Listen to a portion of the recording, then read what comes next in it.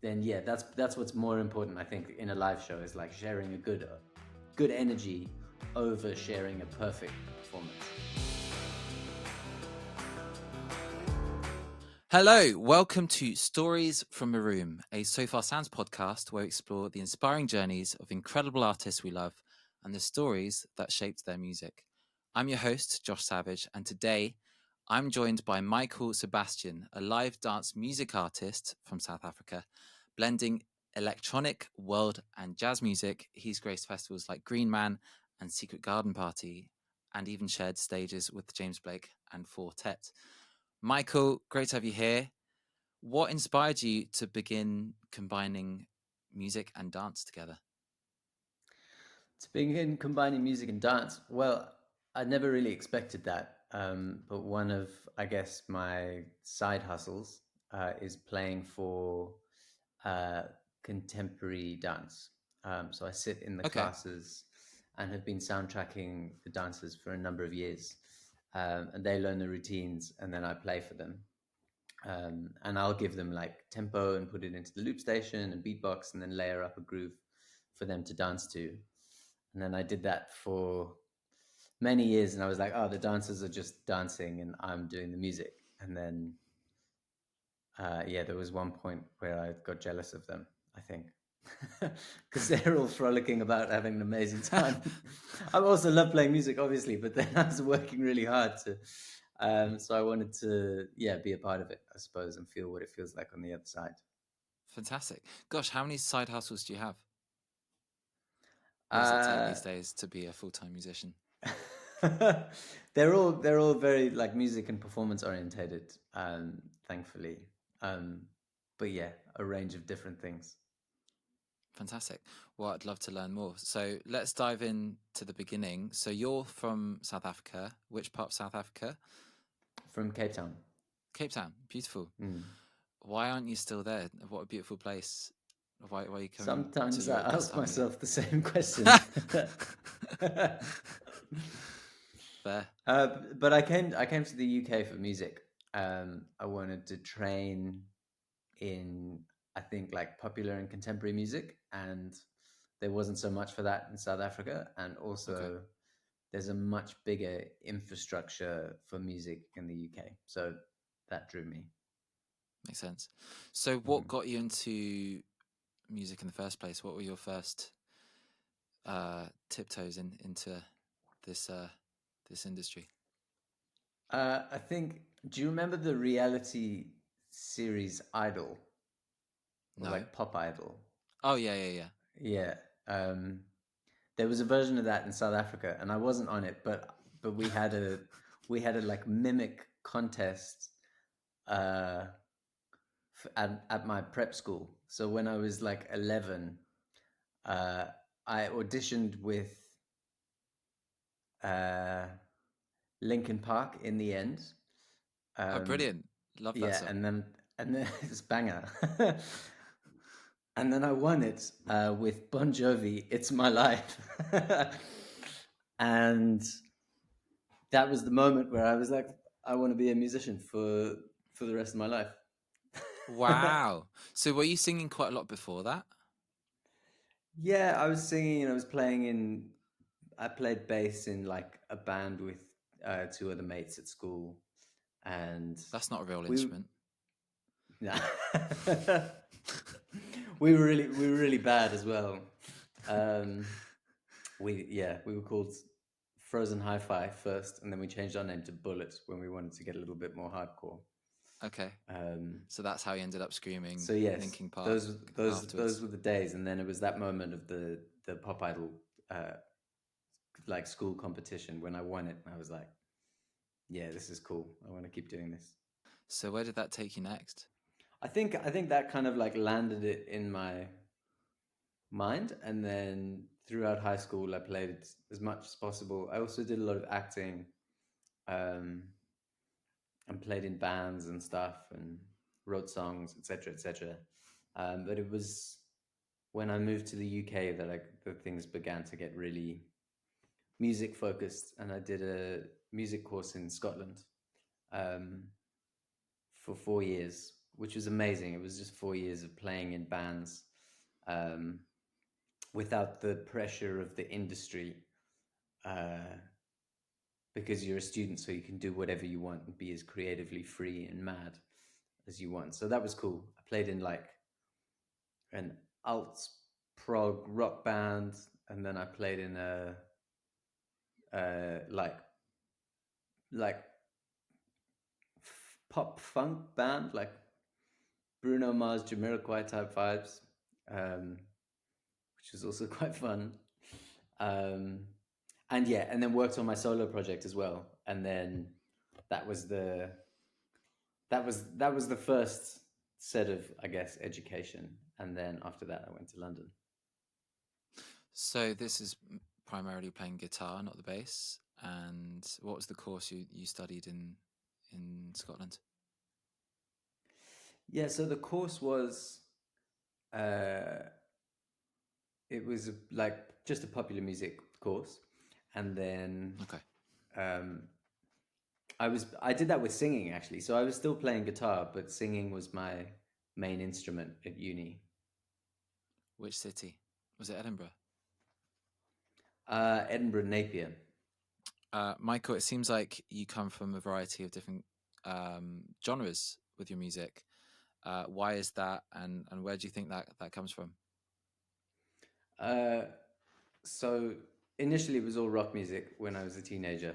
Uh, All that yeah, teenage angst. all that was so much teenage angst. I think, yeah, Guns N' Roses, Nirvana, Black Sabbath, um, yeah, Motley Crue, like just every kind of form of angst I went into as a teenager. Um, yeah, and then I've always been kind of really into that kind of like really fiery energy, and then I think that morphed into like lots of different things at uni. I was listening to jazz and just like any experimental stuff that I could get my hands on to kind of broaden my taste palette. Um, and then it was after, but never really so much dance music. I think it wasn't like a club kid. I was always, uh, yeah, I was always at gigs and loved bands and stuff. Um, and then after uni, I moved to London. I went to a dance music festival for 2 weeks. It was Outlook and Dimensions in Croatia, and it was in this like old fort, Oh wow! military fort in Croatia. And they had the opening concert in a old Roman amphitheater. It was amazing, um, and yeah, that blew my mind. And then I was like, "Well, dance music's where it's at." um, Why? Why is but it where it's at? I don't know. It was just for me. I was like, wow, the I don't know, seeing these kind of like long house and techno sets and seeing the kind of the kind of like long form musical journey that these DJs could take people on, and also just how much fun people were having. Um, yeah, it was really cool. But then I was like, well, I'm not a DJ and I don't know much about, but I play guitar, and maybe I could figure out a little bit about how to kind of mimic this energy with my instrument. So when was this roughly? This was uh, just after I got out of uni. Okay. Like, How long ago yeah, is that? 10, 10 years ago. Time flies, eh? Yeah, Wow. yeah. And so how did you? That's amazing because yeah, I never even thought of that. How you've definitely kind of adapted that DJ style, but in the live element, and that's what makes you so special at So Far Sound shows. I was actually looking at your tally. You're now at 113 So Far Sound shows. Is that correct? That's crazy. Yeah, probably. Yeah. And where have you played So Far Sound shows? Mostly in London. Uh, I've played in Berlin Yeah, you have. with you, yeah, a couple times.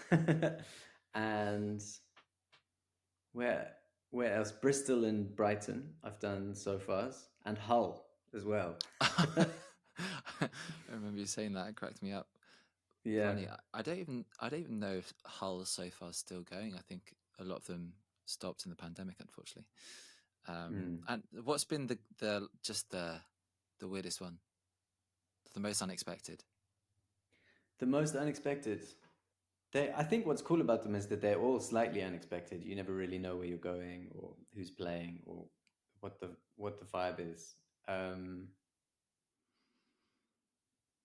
there's just some random venue. There was one that was like in a basement in Piccadilly Circus, uh, but the basement was the inside of a plane. Oh So wow, it was like you were inside a plane. It was like a Virgin Money thing. It was very random. But I played the show as if we were on a flight, and then everybody was like a couple stories underground, and that was a bit strange. that's so cool.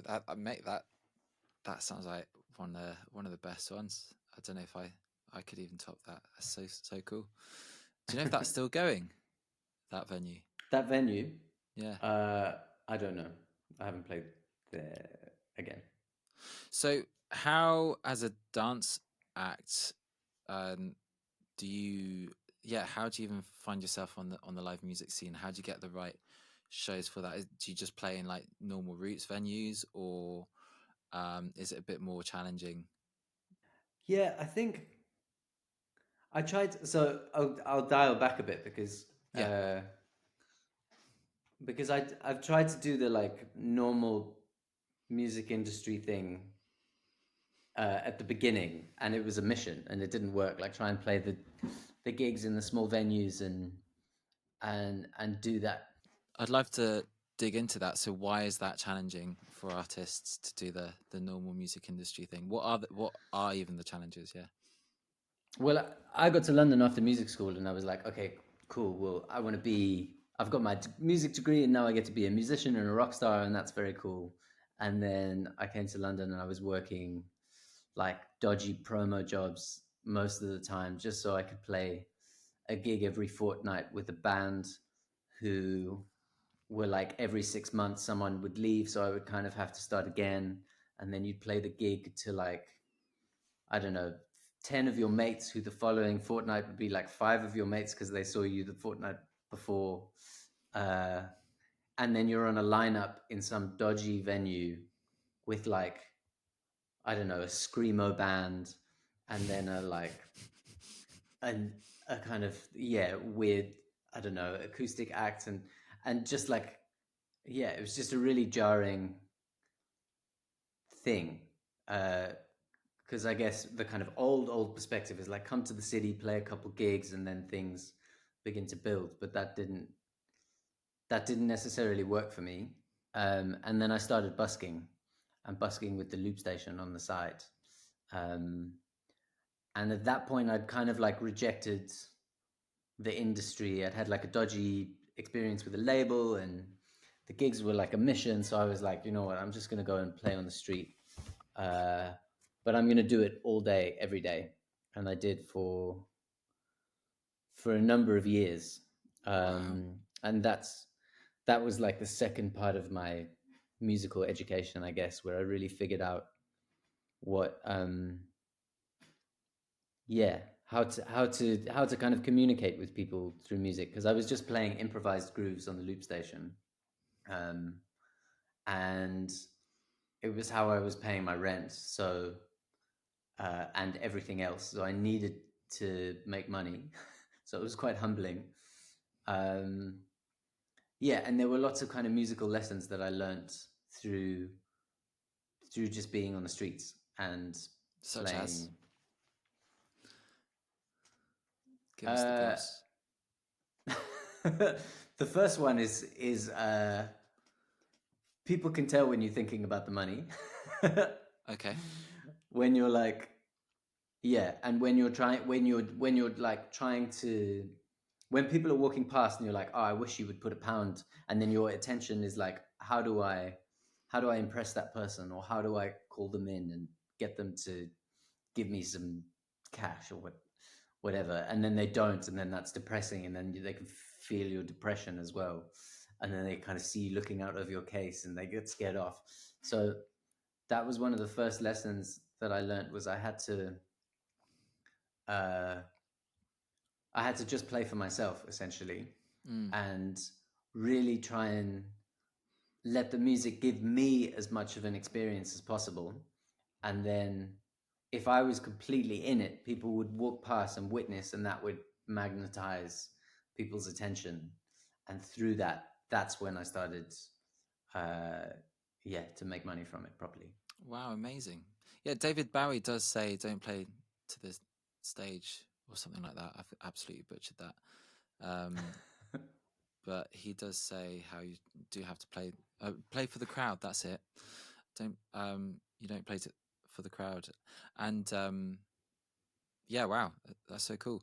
Did you know? I heard this psychological trick in busking. Maybe it's something you worked on as well. Apparently, if you Hmm. just like get like just a few friends watching you at the beginning of your busking set, just like people naturally see other people stopping, so then that makes them curious, and then it'll make them watch you busking more as well. Would you Yeah, agree? yeah. You definitely, there are like moments of accumulation. So like when you're on a vibe, and then a few people will collect, and then it'll be like a load because they'll all be Mm, like, oh, what's going on here? But those first few are very can be harder to kind of pull, yeah. I guess. Where were you busking, and are you still busking today? A lot on the South Bank. Um, every Saturday morning at Broadway Market for a couple of years. Uh, Also at all the train stations. I had a license to play at the train stations. Oh wow, fantastic! Um, yeah, so all around, with a massive trolley and like loads of gear and a speaker, I bet. but yeah, I haven't busked for a while, um, but I do love it. There's something really punk rock about just going out and just forcing your music into public, and the and the kind of like risk of it, and also that it's really low pressure as well, because if you get to a point where you're not too attached to the outcome, then you've got all this time and space to explore and see what works, see what doesn't work, and As long as you uh, play for yourself. as long as you play for yourself, yeah. But What's there's loads of your things that can mess things, like bad weather, yeah? uh, other buskers, policemen. Like I don't know. There's there's so many things that can get in the way. You must have so many anecdotes. What's your most memorable busking moment? So the biggest busking moment for me was I I just recorded my first loop album, and I really wanted to promote it.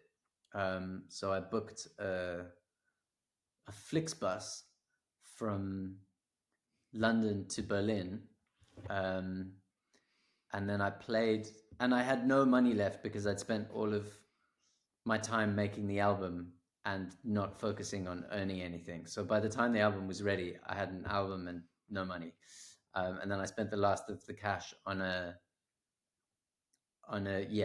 bus to Berlin, and then I got some CDs printed, and arrived in Berlin with no money in my CDs, and then the challenge was to get back to London. Um, and so I played in each city for like a week, um, and then the goal in the morning was to get enough money for lunch, and then the goal in the afternoon was to get enough money for dinner and a hostel, and if there was any more, then maybe some beers, and then over the week, like to accumulate enough to get the bus to the next town, um, which I would then keep on doing until I made it back to London. How are you feeling in that moment? Were you a nervous wreck? I think I'd expected to be, uh, but actually there was something really freeing about it, because I think something about like now I'm thinking about releases in June and what I'm trying to do, and like mixing and must and all of these different processes all at once, and living in the future and the past. And whereas that, I woke up and I was like, I've got one thing that I need to do today, and I just got to do it, because if I don't, that I'm in trouble. Um, so it was cool. It kind of almost took the nervousness away because I knew that I had to do stuff. So arriving in like new cities where I'd maybe be like a little bit nervous to set up and do my thing, I'd be like, well, I'm here. It's got to happen. I've got to eat and I've got to sleep. So let's go. Do you have any scary moments from like people in the public, or where like I've heard some horror stories where people get their stuff confiscated by the police as well when they're busking? Yeah, I mean, numerous occasions of people getting a little bit, uh, yeah, aggressive. I don't know. There's so many like weird dark moments that I could share, but I think maybe also on the other side, there's like 90% of it is just people being amazing to you. Like the amount of words of encouragement, um, or you kind of find people at like a time in their day where they're not expecting it, and your music touches them, and then there's like you just get this like wealth of gratitude. And as a busker, you live off people's generosity, um, and that's even though there's some dodgy moments, it makes it really it's a really inspiring and rewarding experience. Beautiful. And from busking, would you say that was quite well? It was clearly really important for you to grow as an artist and build your skills and learn how to interact with an audience. And probably that's probably one of the hardest audiences you can actually play to, I think, busking in the streets. And especially if you manage to maintain people's attention, then that you can really take that on board to the stage and in intimate spaces like at Sofa. Did you find that you were gaining? Well, actually, yeah, I'll ask this one first. Did you gain like a good following from that, where you could like then bring fans to a venue that you could then sell out? Where did you go from there? Yeah, that was kind of the beginning of everything. um, and I think what's cool about it is you're putting your energy out, or your vibe, or your musical whatever it is, and then thousands of people might walk past and they might not be like aligned or whatever, but then those people that do walk past and they are really into it, then those are the opportunities that kind of created the rest of my work and career. So I had like, yeah, then as I was busking, I would begin to gig more, because then people would be like, oh, do you want to come and play here or do this? And you connect with people and videographers and photographers, and um, yeah, and then the more I began to do shows, the more people from the streets would come, which is cool. That's how Passenger built his career, isn't it? Was that an inspiration for you to go busking, or was it something else entirely? No, not particularly, but yeah, I mean, it's not the easiest way to do it. For sure. uh, Especially now when you can do lots of stuff from socials, but it's a great way. With it kind of circumvents the industry. So you kind of, like, if the industry's over there and they're like, you need to do this and you need to do that and this is what's cool and that's what's not cool, you can swerve that and just go play to real people, and then you see what actually really works. um, How was your experience with this industry uh, thing you mentioned earlier? Was it a label you were speaking with before, and it wasn't for you in yeah, the it was end? just like a dodgy label that I'd done an EP or an album with, and they were just lazy and they didn't do any promotion, and I felt hard done by. So, Right.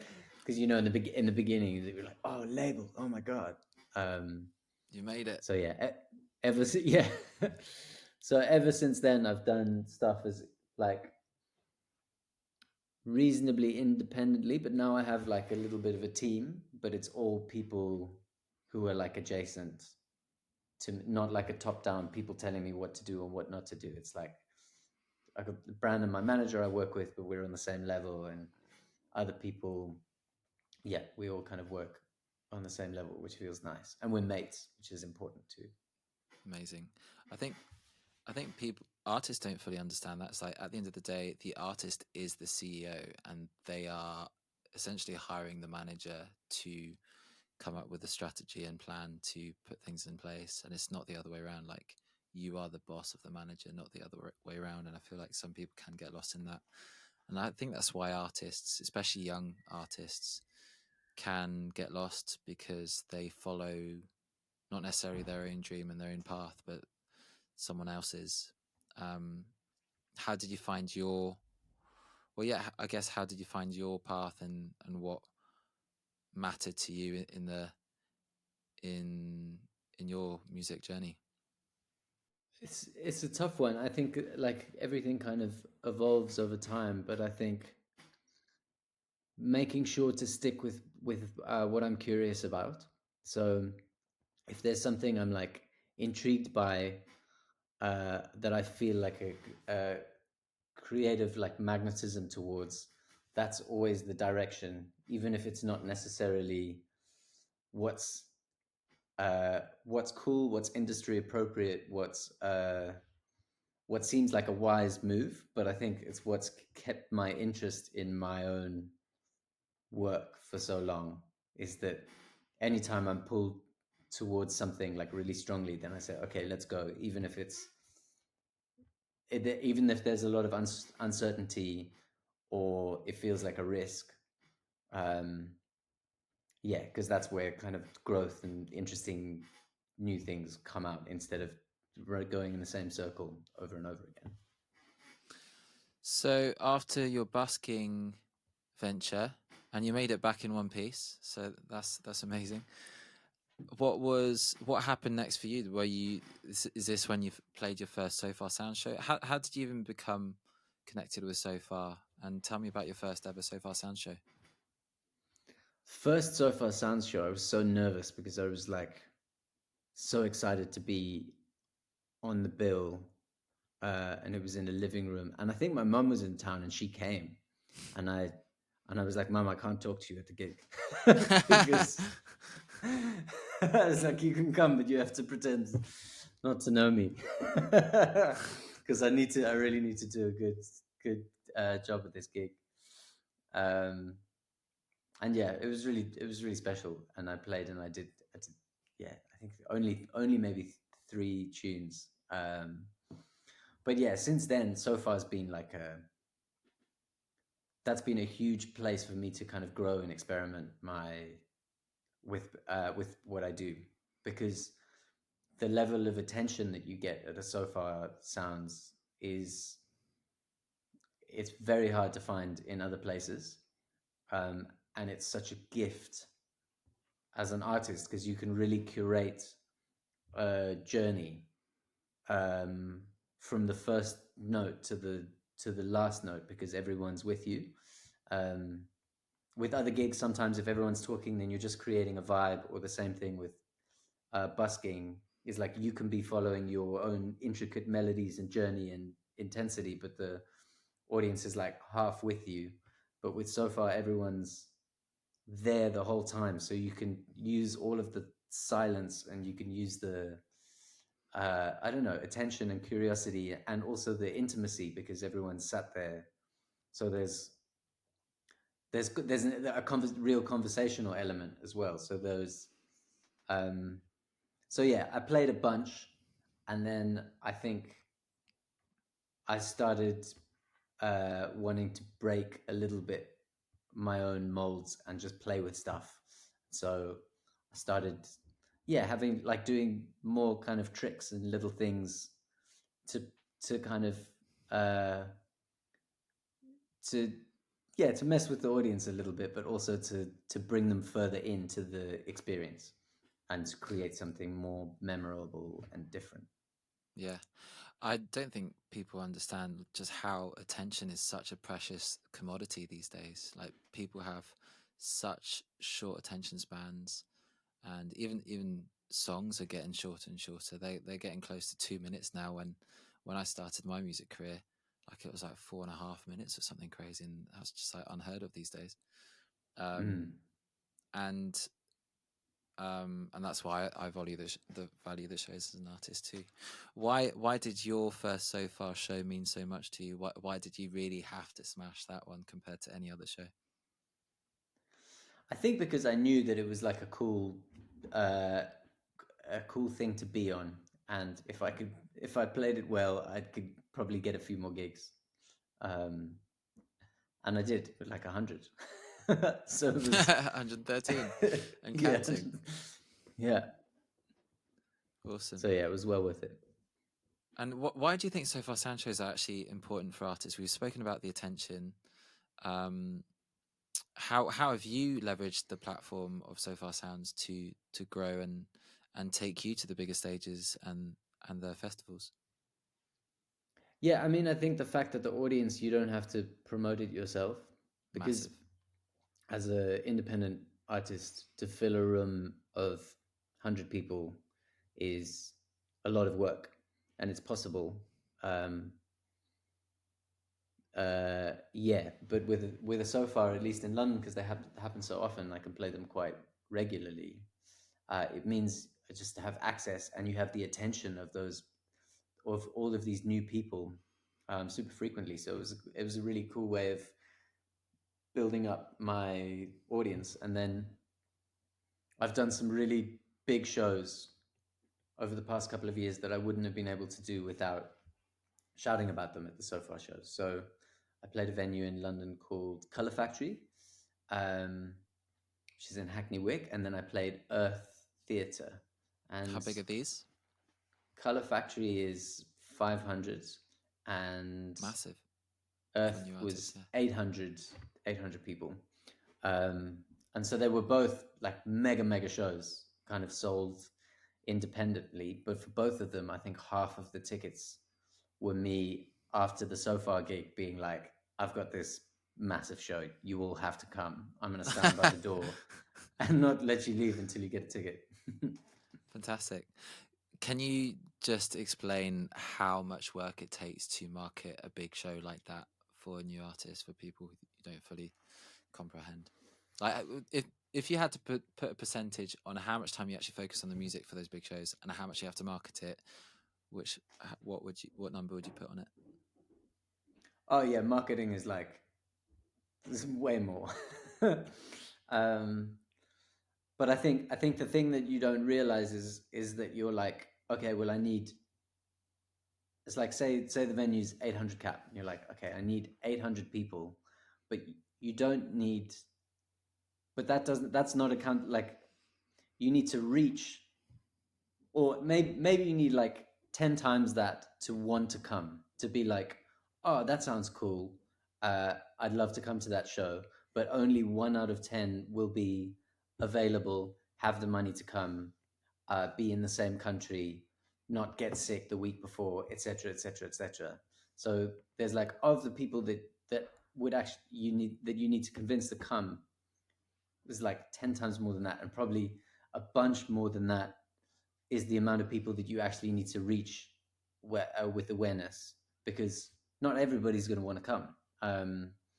And yeah, I think not the mistake, but the thing that I underestimated was like, oh, I've got this many mates, and these people have this many mates of that, and like, if we get them, then it'll happen. Um, but yeah, it's like I had to reach this amount of people to get that many. So it's not something to be underestimated.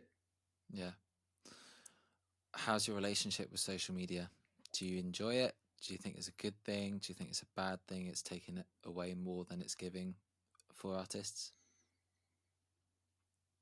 Oh, I think it's like, it's been both the worst and best thing in my life. I think so cool as an independent artist, the ability to share your creativity with others, um, the ability to stay connected to a network, the ability for people to like reach out to you um, when they want you to do stuff, and to have like a portfolio that is engaging, and that people can stick with, is uh, is cool. And also, uh, a lot of people complain about having to make content, but I think I've reframed that, and I actually really enjoy doing stuff for content because it's you can do whatever you want.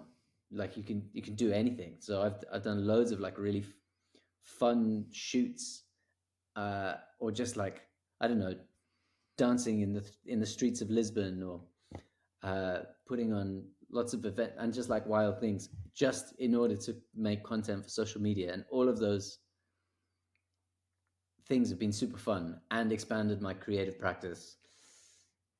So yeah, that's the positive side. And then uh but yeah, posting all the time is so stressful because you're putting yourself out there and you want people to like your stuff. Um and then there's also the thing that the social machine, you could never, it's always hungry, like you could never feed it enough content. And then there's all of the like nasty ways that it rewires your brain and your like self-worth in relation to how people are responding to what you're putting out. So currently my, at least my plan for this year is to kind of like identify the content and the creative stuff that I need to do for it, and then just almost like look the other way and throw it on the platform, so that I'm not too invested with the outcome, but I keep doing the fun creative stuff and keep engaged with people on there. And alongside that, how do you still stay creative?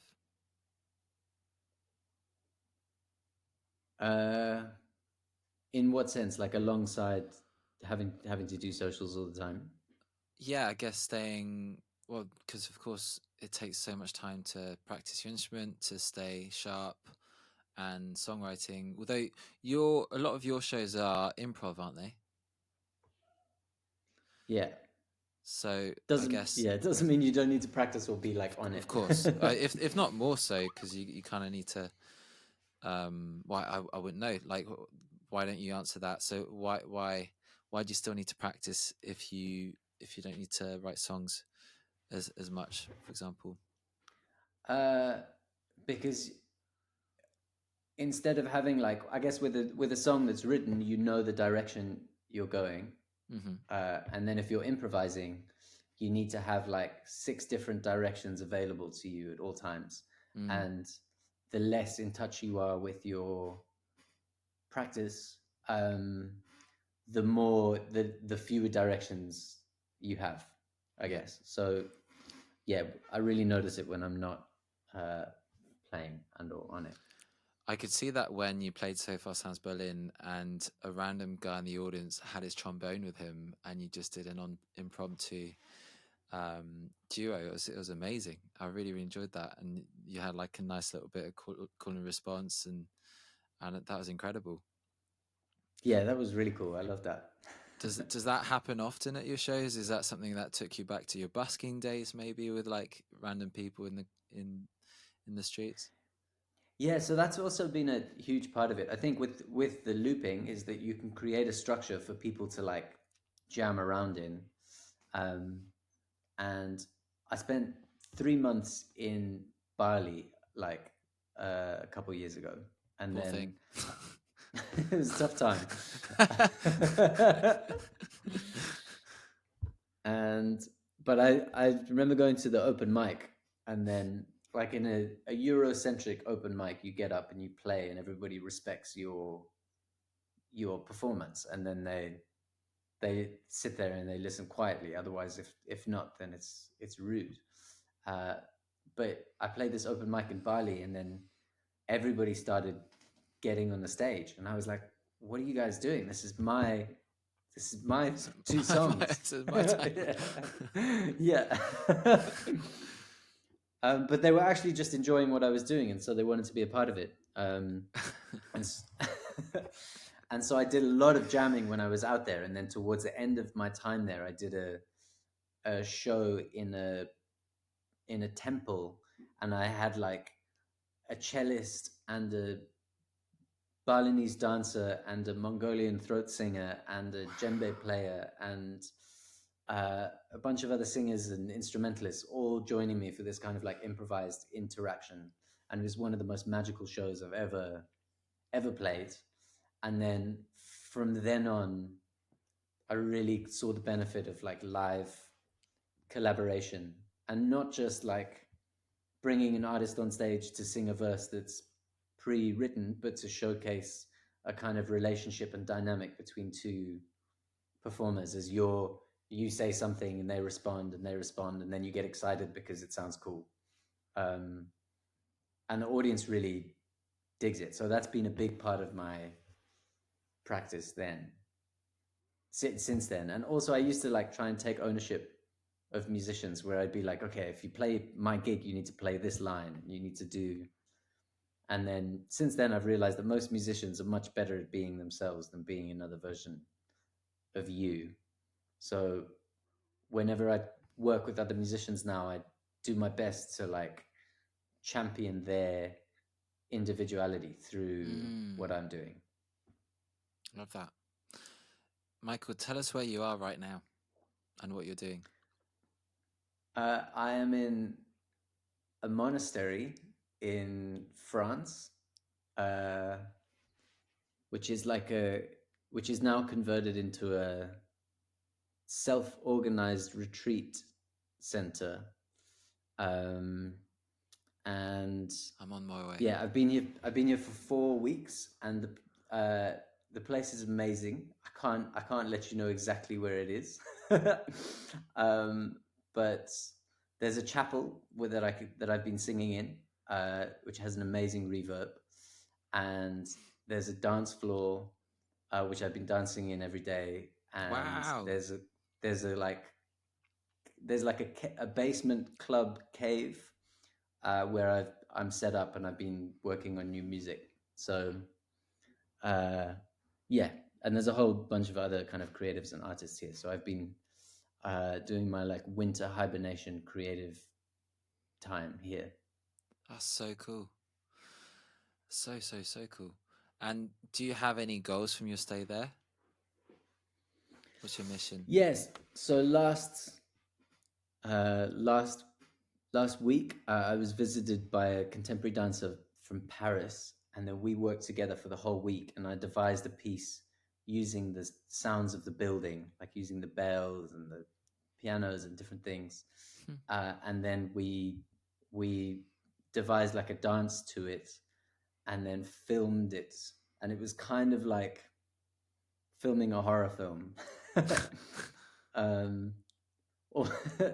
So yeah, we did that last week, and that's really exciting. So I'm looking forward to that coming out, and then yeah, I'm just working on a bunch of new tunes for the next season.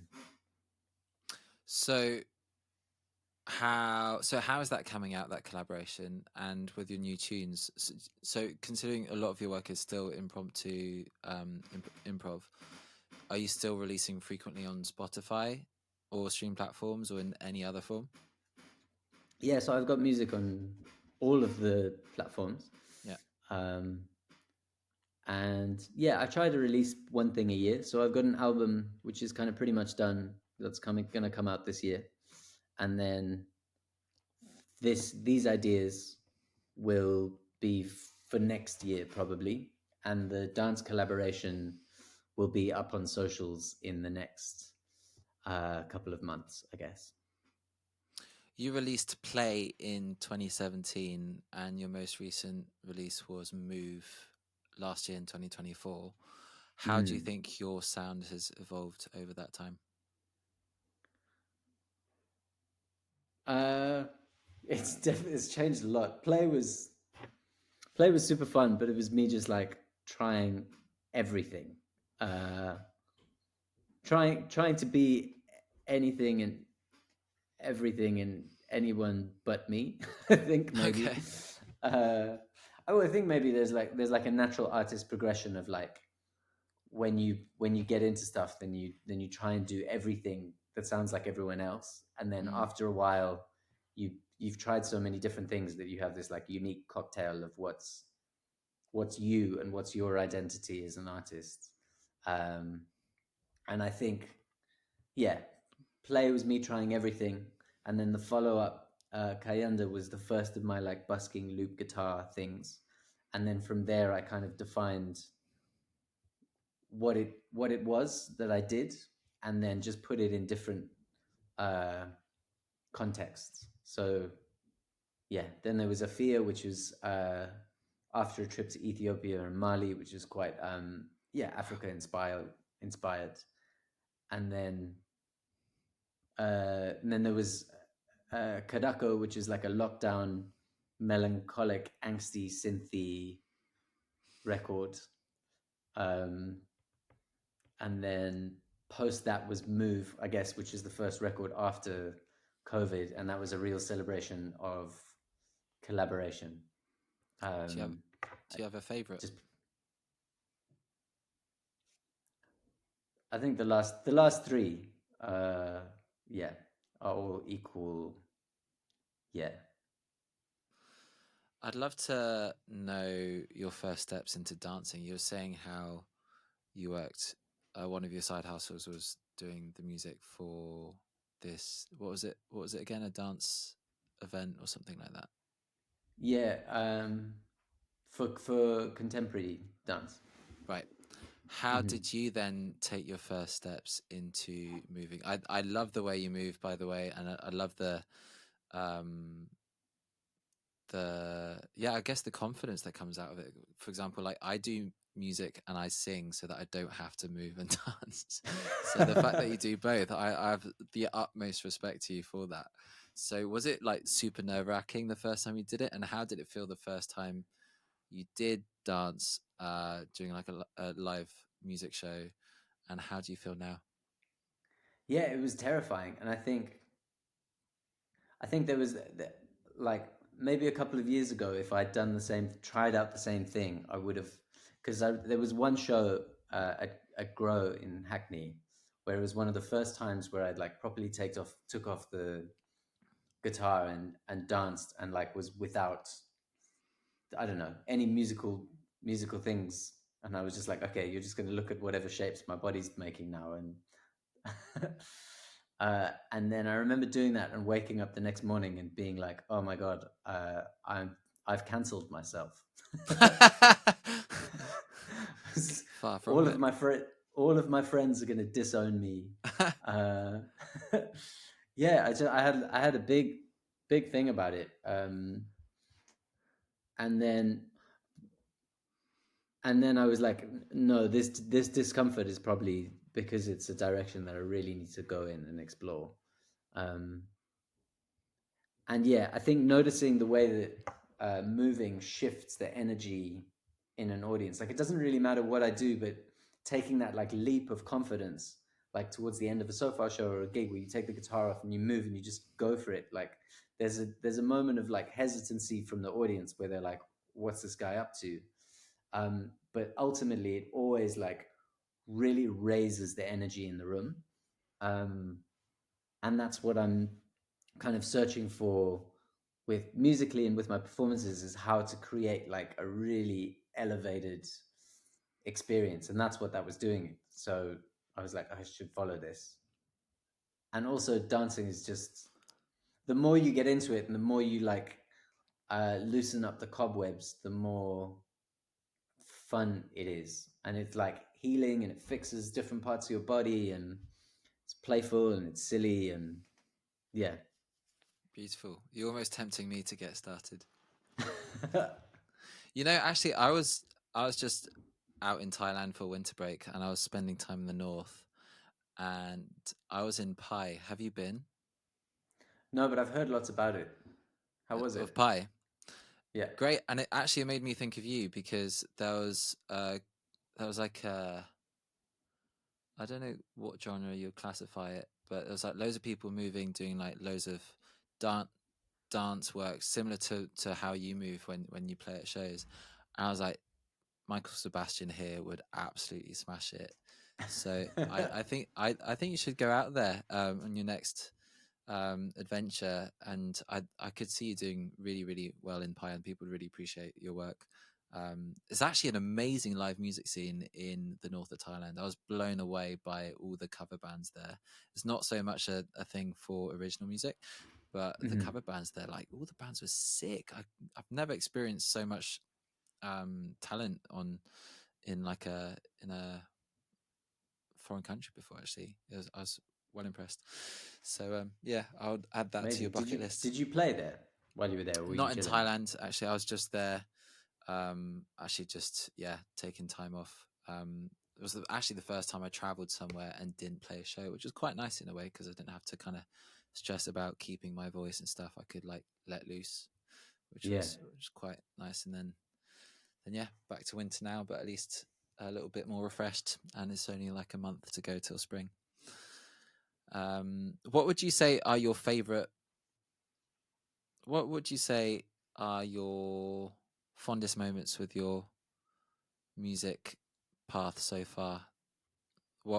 Like when you're feeling low, for example, what moments do you look back on and make you think it was all worth it through all the strife? I guess there's two. There's like some really outward facing, like remembering Color Factory and Earth, and like I did those with all of my friends, and I had like 15 collaborators on stage, and like there were so Wow. many people that I loved in the audience, and so remembering the like capacity for like uh, connection and joy that the work like has previously proved itself to create is really continually motivating. You're like, wow, if I could do something like that, and then I could do it again, or I could do it on a bigger scale, and also how good it felt at the time. Um, but then also there's all of the like personal moments that maybe the audience doesn't see, which is like, I don't know. For instance, now here at the monastery, like I spent the whole morning working on a piece of music, and it was just kind of like me in relation with that music, and I was really enjoying it, and I'm really proud of it. Uh, but also there are a lot of my feelings and emotions in that piece.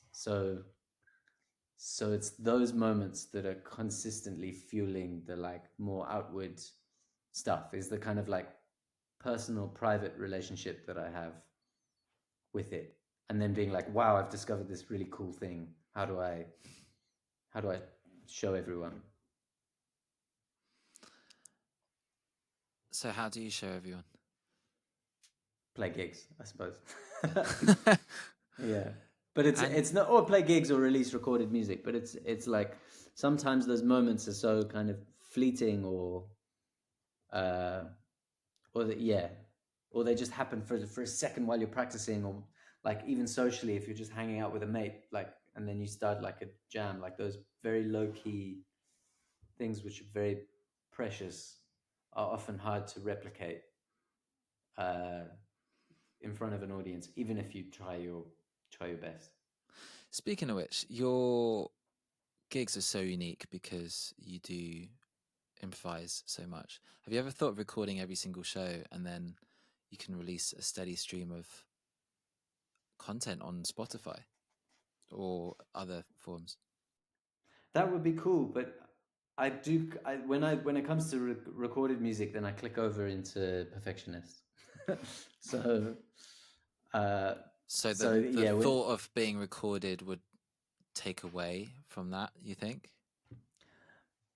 no, I don't know, but I think just like records, I want to be really concise because I'm not there to.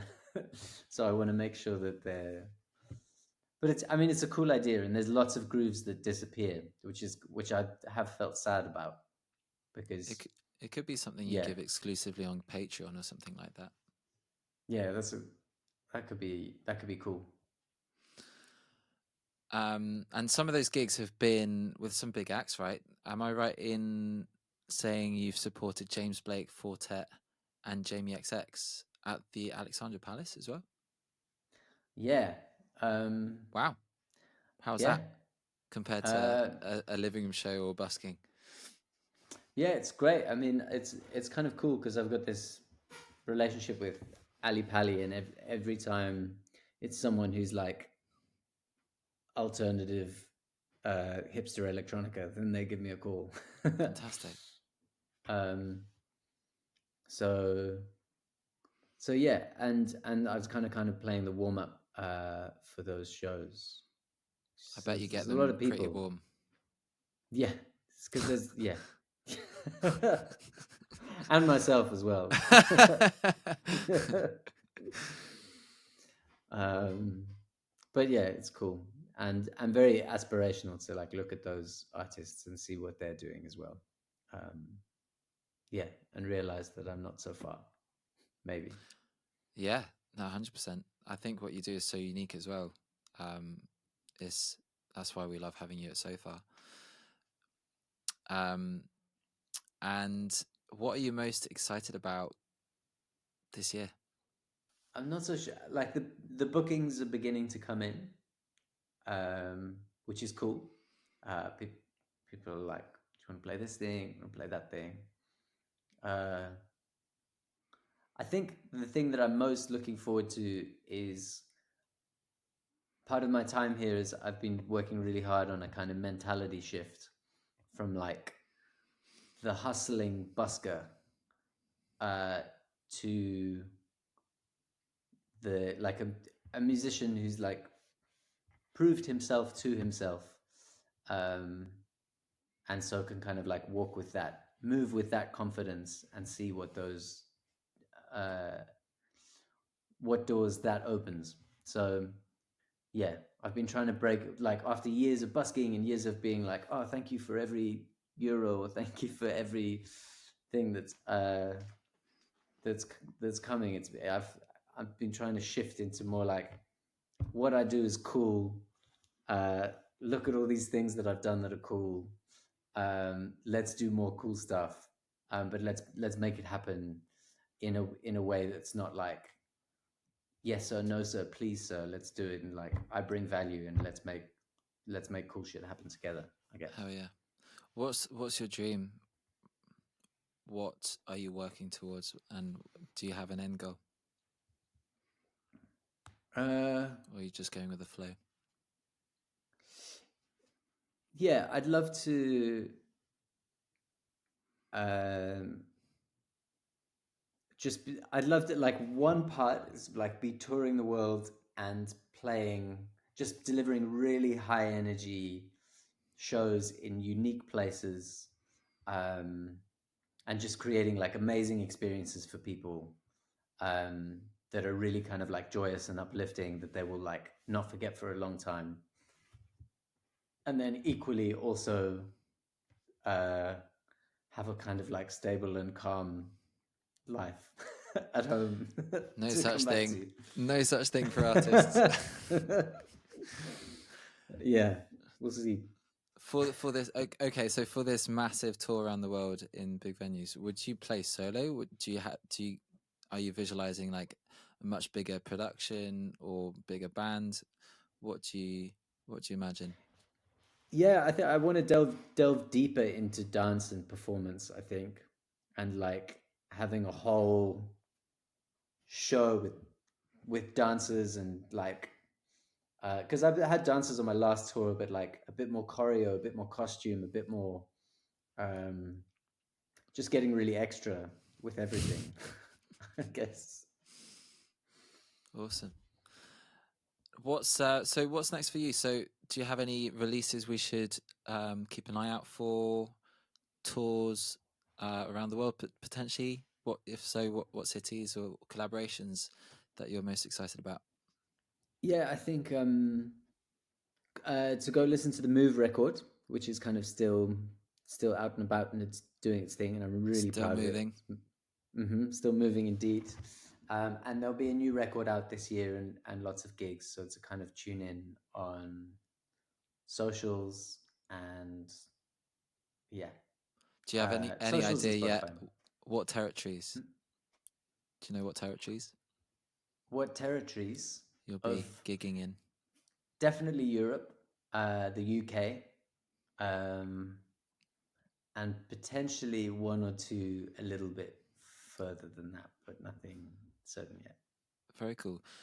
By the way, a good friend of mine, actually my old guitarist, is looking at bringing So Far Sounds back to South Africa. So you might have one in your home country. Cool. Whereabouts in South Africa? Do you know? Joburg. Nice. So that'd be really exciting. It's actually quite sad for me as an artist as well, just how few so fars there are now compared to the old days when I started in 2013. So I'm trying to work hard to bring them back through my contacts, so that we do have a safe place to perform and to bring our music to new territories and cities where we're unheard of, so that we can potentially so we can eventually tour the world, right? Yeah, yeah, yeah. Because And it's an amazing infrastructure to dive into as an artist. If you, yeah, yeah. actually, at your So Far shows, how do you make sure you're connected with the new faces that you meet at So Far Sounds? I think a great thing that made me successful as an artist through So Far Sounds is that I made sure I went around getting a mailing list. But actually, I think so few artists actually make the most of that and do that. How do you make sure you connect with people from So Far? Yeah, I think I guess Instagram's the one that I direct people to, but it could be a bit better. But yeah, I guess asking people to come to shows has been a big thing. So like being like, you like this now, get the ticket for the show. I'll see you again. We'll stay friends, kind of thing. And do you think it's effective doing it with Instagram? Because of course we're then at the mercy of the algorithm, and people who follow you don't necessarily see all your content or all your messages either. Yeah, I think this is a thing that is not so good. So for the next release, I think we're going to explore ways of uh, migrating the audience to somewhere where it's more intimate and direct. Totally. Yeah, and I'm glad I did do the mailing list, because back then when I was starting out, it was like Facebook was the hip one, and now no one's really on it anymore. So, Yeah. and that's the thing, we think these platforms are going to be there forever, but look at the TikTok thing, like that almost got banned, and if you built an audience there, you might have lost them entirely. And the only thing that's stood the test of time so far is email. So artists, get emails. Don't rely on platforms that you don't have full control over. Michael, when people listen to your music, what do you want people to think about when they do that? Uh, I think, I think I would love to kind of encourage people to take joyful risks. So, so yeah, to step a little bit more into the things that they're curious about, um, that might bring them joy that maybe they're a little bit nervous about, and kind of share that with as many people as possible. And I think a big message for you as well is about living in the moment and letting go. Is that right? And why? Yeah, I mean, because being present and surrendering is the most fun. And that's where all the interesting stuff happens. If you orchestrate everything, then life is not surprising. But if you kind of, if you let go and see what happens, then sometimes the most amazing stuff happens. Sometimes it's awkward and terrible and embarrassing, uh, but that's fine as well. Well, I think, yeah. So when it is awkward and embarrassing, how do you get back up again? How do you recover from that? I think it like never doesn't hurt, but I've played so many horrendous, bizarre, weird gigs, busks, things that I just know that, like, no matter how bad a gig goes, uh, or how weird, or like, it's not gonna destroy you. It's not gonna hurt you. It's just a weird night, and then the next day is another day and another show. Michael, Um, I feel like you're holding back. What's your worst one? my worst. Do you want to hear mine? Yeah. What's you thinking? So Yeah. I played a living room show once where there was a bit of a gap between me and the audience. The audience were out the back of the room. There's probably like 30, 40 people there. I was playing on the other side, and I don't. I'd love to know your experience with pets at living room shows, but you just cannot trust pets. And then these dogs, the house dogs, ended up walking in that space between me and the audience. Two female dogs, and then they started humping one another right in between like a really intimate, like sad part of my song. And but I was always taught by my choir master way back in the day when I was a choir boy, what no matter what, finish the song, finish the performance. So I'm like playing this really, really intimate moment, pouring my heart out, and meanwhile these dogs are getting off on it. And of course, at that point, the attention is not on me anymore. It's on the dogs. So I feel like that was my moment when you and Barley and when everyone took the stage, but instead I got two dogs humping instead. That's an amazing story. I've got something similar that happened Okay. in Bristol. Okay. I was playing on in Stokes Croft on the Friday night, um, and then the road. So if the like the venue faced out onto Gloucester Road, so it was like Friday night in Bristol in the town, and then I'm playing, and there's like it was me, and then there was a glass window, and then there was the audience in front of me, and Okay. then but then there's like these two guys walked past and then mooned me and the audience for like an extended period of time, and then walked off. Uh, but it was hilarious and like disturbing and weird all at the same time. And you kept Also playing? because yeah, You finished I the kept song? playing. Yeah. Great. Brilliant. Yeah. I'm not sure which. Yeah, I'm not sure which one I'd prefer actually. Yeah. But that's the beauty of live music, right? You just don't know what to expect, and this is why I love watching music as well. It's when things go wrong and the acts just take it in their stride. I prefer that than like a perfect, flawless performance actually, because that's what makes it human. Totally. And I think like I make loads of mistakes in my shows and I'm fine with that. Um, but it's the I think like if an artist is it's like a live show is it's about the music, but also it's like an energetic interaction between the musician and the audience. And then if you're playing and then you make a mistake and then you you get really awkward and anxious and shy and embarrassed about it and you're kind of like then that's going to make the audience feel awkward and embarrassed and shy and uncomfortable. But if you play the mistake and you're like yeah whatever then just play through it uh then yeah that's what's more important I think in a live show is like sharing a good energy over sharing a perfect performance. Yeah, that's an amazing tip. What's your best advice to new artists today who want to dive into the this world of music? Consistency is a big one. Mm. uh, if you really want it, do it all the time, and then you will be able to do it more and more, and people will start paying you to do it.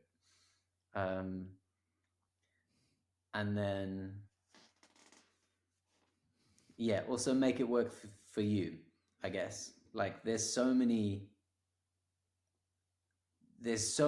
possible avenues that you could take as a musician, and also like on socials, there's ads consistently like trying to make you feel shit about yourself um, because you're not mastering or you're not doing this or you're not like like achieving. There's so many different metrics for success in music that if you wanted to achieve them all, it's impossible.